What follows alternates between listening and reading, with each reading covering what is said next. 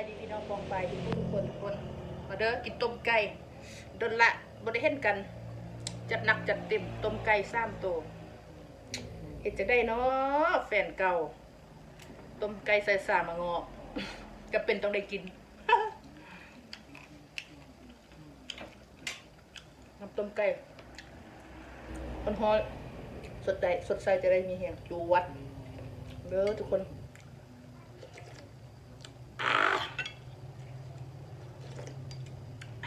แซ่บ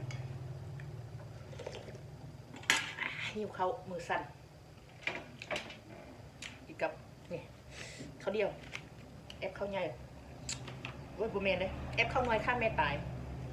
มีซองแอปปุ่นนะเนื่องบักอะไรมือนี้คิดว่าแฟนเก่าจะมากินข้าวนำสันดูต้มไก่ไป3 ตัวกับสันโอ้คิดตัวเดี๋ยวเนาะเจ้านี้เนาะน่าสิไปต้มได้นี่นะเสียเวลาทำมาหากินมาเด้อเบาไล่ไงห่างต้มไก่ทุกคนแบบจุกๆไปเลยโดนเห็นกันทีหนึ่งจะสิกินหมดบ่นี่ทันว่าอนุ3 ตัวไก่มาเด้อไก่กับนี่แหละแจ่วคนต้มไก่เปื่อยๆต้มได้มันอันต้มไก่เสือสาแฟนเก่าเอามาง้อแฟนเก่าฮูว่ามักต้มไก่จวดพี่น้องจวดคนมาเด้อ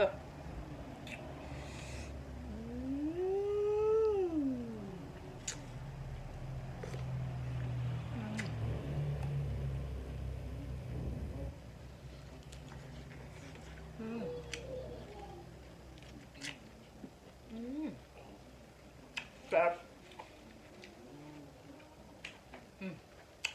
ครับข้าวเหนียว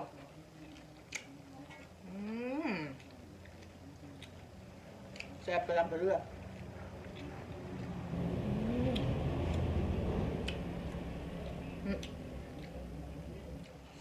เป็ดเกาในหัวใจดีเครื่องใน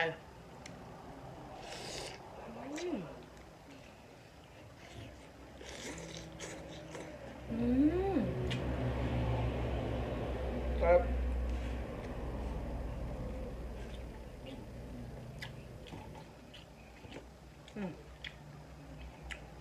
กวนไก่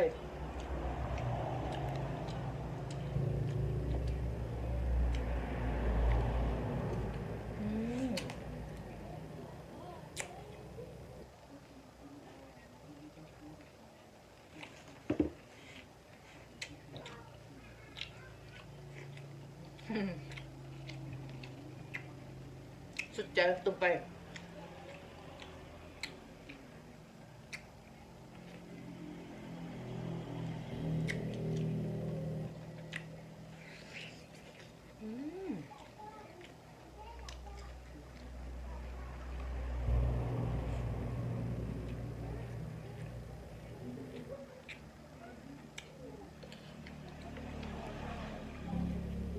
แบบบางๆ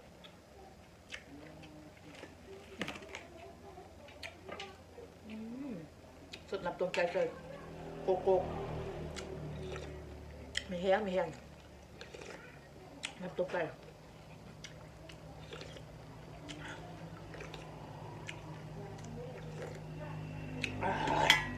สวยแม่ค่อยสะใจเดินเลยกินเท่านึงไม่กินข้าวหมัก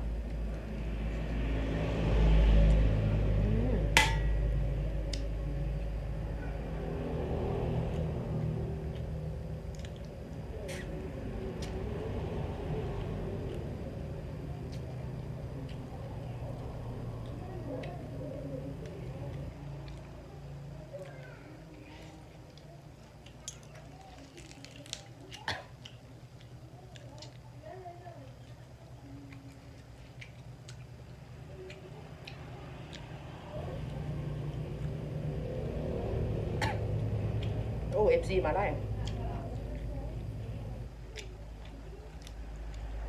มาบอก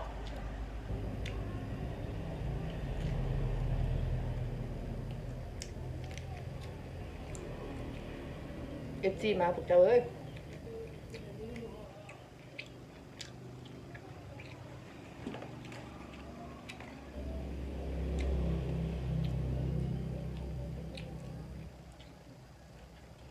มาบ้ายFC มากินทำกัน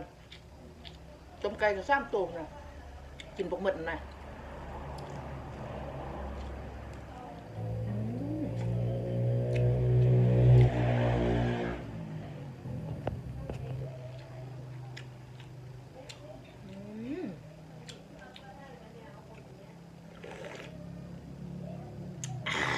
เป็นตัวของตัวเองต้องประมาณกระซังกินอิ่มนุ่งอุ่นพอ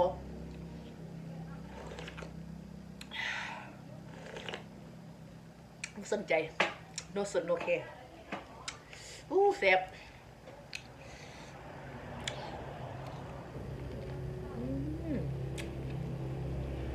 ก็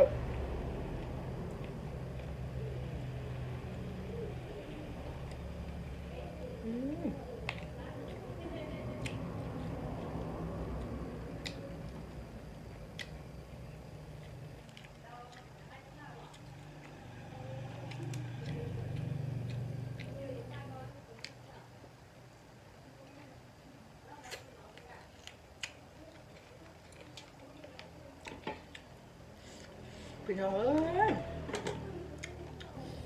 มากินน้ำกันไว้ต้มไก่ใส่สาเปื่อยตับแซ่บปลาลำปลาเลือ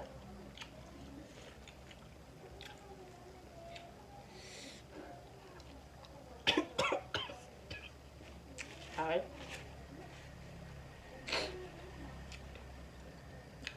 เพื่อจบขั้นนี้เนาะ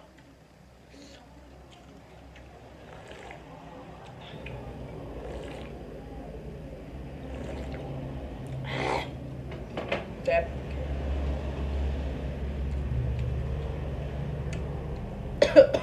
โบตาย